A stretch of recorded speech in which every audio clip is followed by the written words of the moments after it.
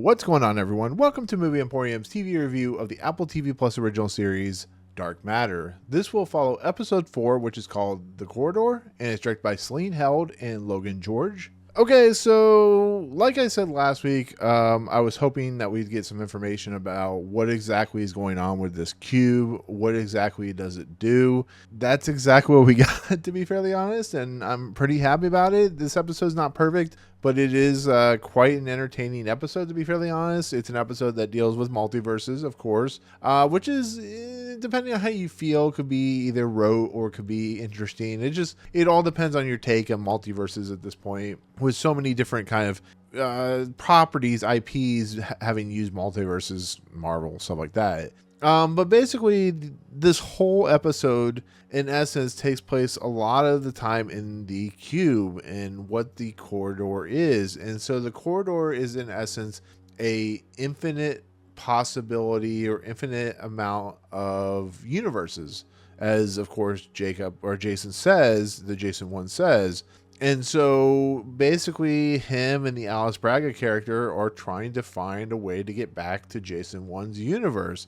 That is easier said than done for this particular purpose of, well, he's got to find it. He's got to figure out how that is going to happen. And of course, we see different multiverses, different universes in different forms of fashion. We see, they walk into this kind of dystopian world where like everything's crumbling. Think of something like Inception when they go deep into the Leonardo DiCaprio's mind. And that's exactly what's happening here. Buildings are crumbling. It's chaotic. It feels like this planet has been decimated for eons and eons. I'm sure Blake Crouch is having something to say about that. But in essence, that's what's happening. They're going from door to door, and they are, in different universes, different worlds. They eventually end up in the universe where it's frozen tundra and snow, and the Alice Braga character is freaking out because who wouldn't if you're stuck in a corridor where there's like infinite possibilities and you don't know how to get back to your own universe. So she kind of freaks out and runs into the snow, and it becomes a problem because they lose sight of the door that leads back into the corridor. And I particularly found Alice Braga's character a little annoying, to be fairly honest. It makes a lot of sense why she would freak out, but it's just like, why would you do that? Come on. It's a little bit of a problem when it comes to character development. It feels like they needed to get together and kind of have a moment to talk and kind of figure out the nuts and bolts of what exactly the cube, or whatever you want to call it, this teleportation device would do. And I feel like her character is a little bit of a problem in this episode. And I do like the fact that they do go to an alternate universe where Jason, let's just call it Jason 3, and Alice Braga characters 2 or whatever, 3 or whatever you want to call it, find themselves having not been able to escape Dawn and, of course, Leighton's character. And so, for instance, the two individuals, Jason 1 and would say, Alice Braga 1 or whatever character, they watch as Alice Braga 2's character gets shot in the head, and he gets, of course, electrocuted or whatever you want to call it. And then, of course, Leighton number infinity 999 or whatever you want to call it sees the other two characters as they're watching the murder of one of the Alice Braga multi-universe characters and stuff like that. It's a really unique kind of thing to watch. But once again, it all leads into they can't figure out how to get out. They inject themselves with the serum once again. They just travel to these multi-dimensional locations. And once again, she freaks out and they end up in this, blizzard and snow and just chaos. And, they can't find the cube because it's buried now under snow, and they have to hide out in a house. And, we get the moments where Jason 1 talks about how his son's having a birthday and how he misses that and how he wants to try and get back to his family, which is understandable. I mean, he's been put in a situation where he's been kidnapped, basically, and, Jason 2 has taken over his life. And, we see a lot of that happen in this episode of his life being kind of ruined and kind of reshaped for Jason 2's his quest to recreate the box, and basically, which I guess he's done, or I don't know exactly.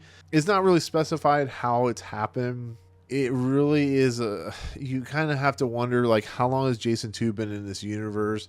He actually talks to Jason 1's Leighton in that universe and convinces him to go into the box and shows him the corridor and explains that, using a form of meditation, you can actually kind of configure the cube into doing what you need it to do so he can get into places he needs to go.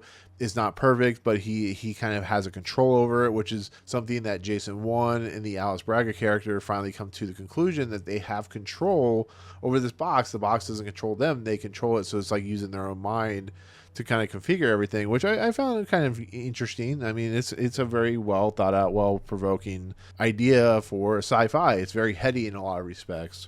But once again, they find themselves back in the corridor, and they have to find a way to get to Jason 1's universe, and then it leads to, Leighton and Jason 2's universe deciding he's going to go into the box, and because they are, once again, Dawn's lost all her fingers, he's going to go into the box, he's going to find Jason 1 and the Alice Braga character, and he somehow gets stuck in his own personal hell. Think of like Bill and Ted's Bogus Journey with that infinite corridor where he could be on one side of the multi-dimensional corridor and these two individuals are on the other side, and at least to a point where maybe I missed something, but Leighton eventually near basically the end of the episode, he's bleeding and he's like falling apart, and he opens the door and we see, of course, the ruins of the Chicago skyline and stuff like that. So he's going to find, at some point he's going to find Jason 1 and the Alice Braga character, and it's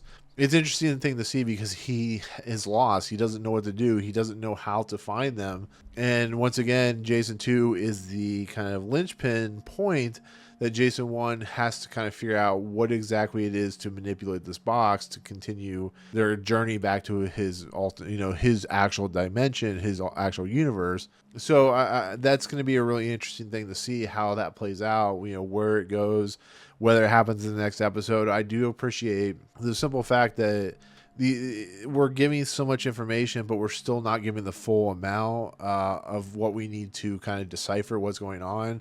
And that is to me personally, a well-established, well-put-together type of thing where Blake Crouch is he's allowing the story to play out authentically in a lot of respects, or naturally in a lot of respects. And when he kind of molds these characters and kind of doing what he needs to do, you start putting the pieces together, and it really helps you kind of decipher a really confusing, kind of convoluted idea of a primer situation. What is this box? What does it do? How does it work? It's all given to us in a good amount, but still not enough for us to have to wait for the next few episodes. But once again, we have to wait. It's just unfortunately how it is, a week by week series, which is kind of nice, to be fairly honest.